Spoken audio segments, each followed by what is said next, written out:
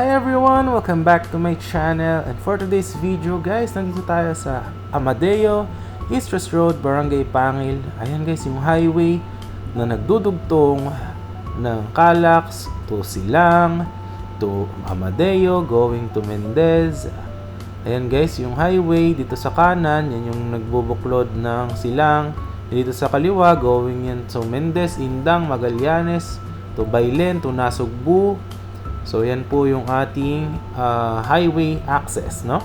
So ito po is yung magiging isa sa busiest roads. Ito po yung magkakaroon tayo ng swimming pool, ng ating guardhouse na napakaganda, entrance, dahil meron po itong mga commercial lots. So sold out na po yung mga commercial lots natin way back March, no? That's for 14K per square meter. So ngayon guys, ongoing development po tayo. Ang available po natin is yung phase 2 residential po, no? Mga 200 square meter cots. Ayan. Meron po tayong 7,700 square meter po.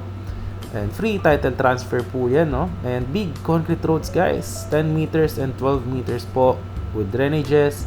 Sa farm lots naman po, guys, is 1,000 square meter cots for only 6,000 per square meter.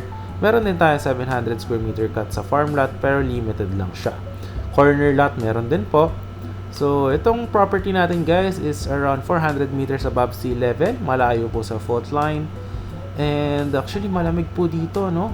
And talaga pong hindi binabaha. So, yan guys, makikita nyo po yung ating property. Yan po yung magiging farm lot natin na area.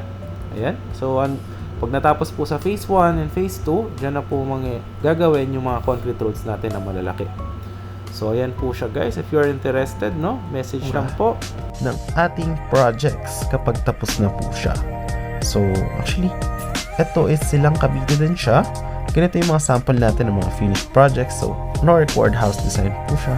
As you could see, yan, depende po sa owner kung ano yung gusto nyo ipatayo na house. Ayan. So, different designs po yan. Magkakaiba po yung mga bubong. And pwede rin po magpagawa sa contractor nyo. And yan guys, may mga linya na rin yung Meralco for electricity. And meron na rin siyang water. At makikita nyo guys, malapad yung mga concrete roads dyan.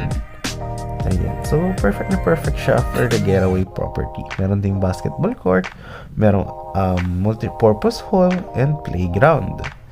Na talagang perfect na perfect para sa small family or you are with your kids para healthy living. Actually, maganda rin mag-walking dito. Lalo pagka madaling araw is naghahamog po dito.